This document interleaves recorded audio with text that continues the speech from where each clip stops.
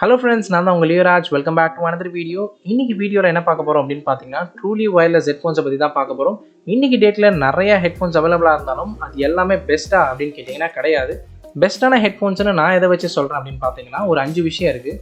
அது என்னென்ன அப்படின்னு பார்த்தீங்கன்னா ஃபர்ஸ்ட் பில்ட் குவாலிட்டி, அடுத்து சவுண்ட் குவாலிட்டி, அதுக்கடுத்து பேட்ரி, கனெக்டிவிட்டி, அப்புறம் பேரிங்.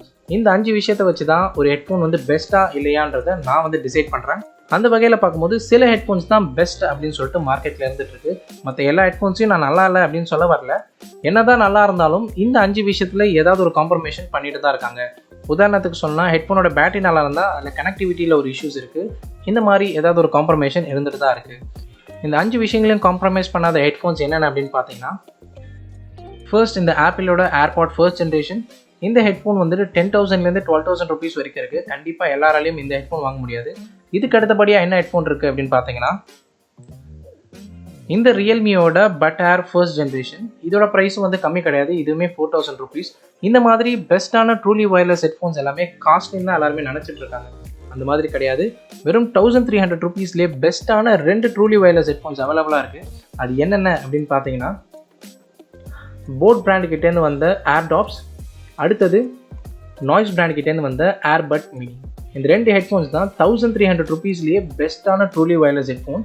இன்றைக்கி வீடியோவில் இந்த ஏர்பட் மினியை அன்பாக்ஸ் பண்ணி இது எப்படி இருக்குன்ற ஒரு கம்ப்ளீட் ரிவ்யூவை பார்க்கலாம். அதுக்கு அடுத்த வீடியோவில் இந்த போட் ஏர்டாப்ஸை பற்றி பார்க்கலாம்.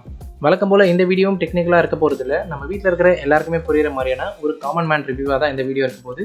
வீடியோக்குள்ளே போகிறதுக்கு முன்னாடி நீங்கள் நம்ம சேனல் என்ன சப்ஸ்கிரைப் பண்ணலாம், மறக்காமல் சப்ஸ்கிரைப் பண்ணிடுங்க. வாங்க வீடியோக்குள்ளே போகலாம்.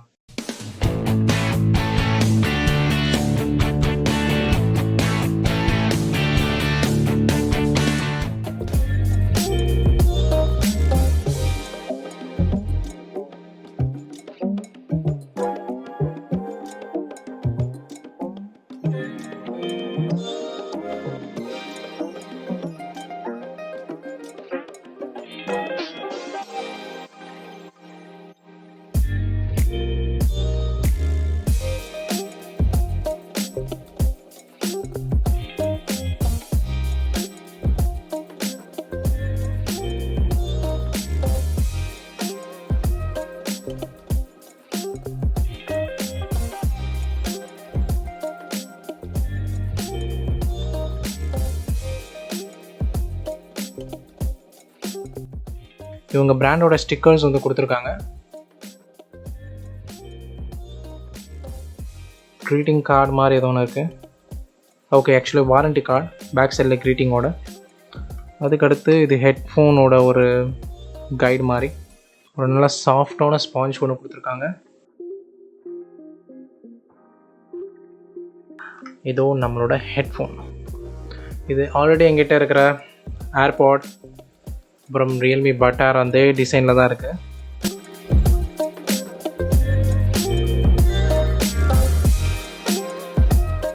பார்க்க நல்லா இருக்குது.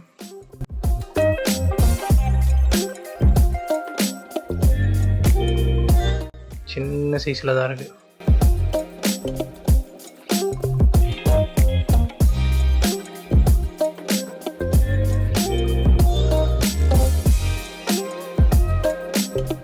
ஓகே, இப்போ இந்த ஹெட்ஃபோன் கேஸோட ஒரு ஓவர் வியூ பார்த்துடலாம்.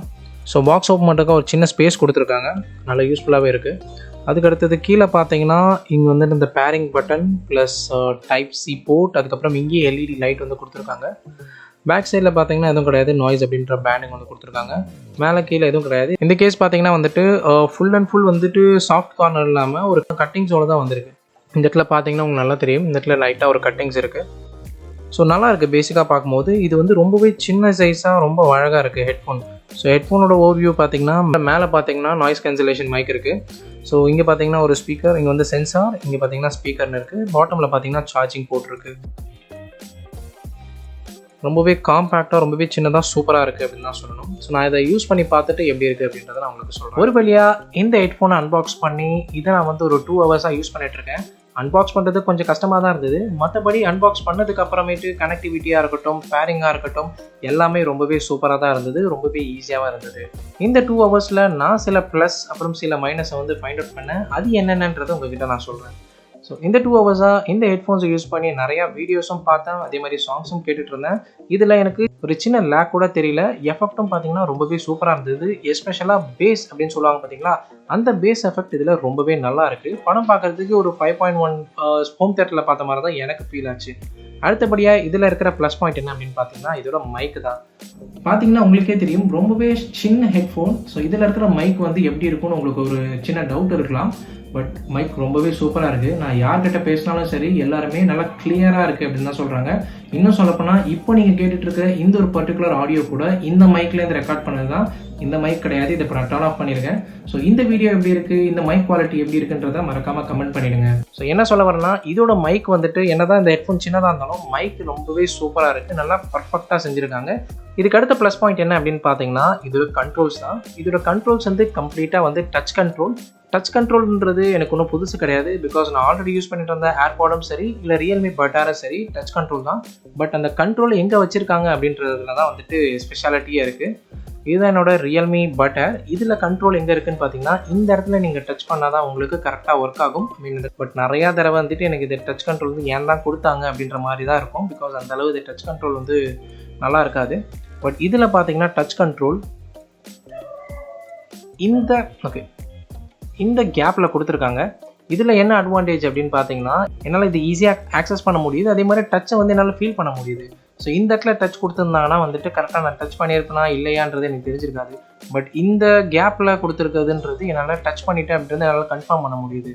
ஸோ அதனால தான் நான் இந்த டச் கண்ட்ரோல் வந்துட்டு எனக்கு ஒரு அட்வான்டேஜ், இது வந்து ஒரு ப்ளஸ் பாயிண்ட்டாக நான் ஃபீல் பண்ணுறேன். டச் கண்ட்ரோலை பற்றி பேசுகிறனால இதை கெஸ்டர்ஸை பற்றி இப்போயே நான் சொல்லிடுறேன். இதோட கெஸ்டர்ஸில் வந்து அட்வான்டேஜும் இருக்குது, டிஸ்அட்வான்டேஜும் இருக்குது.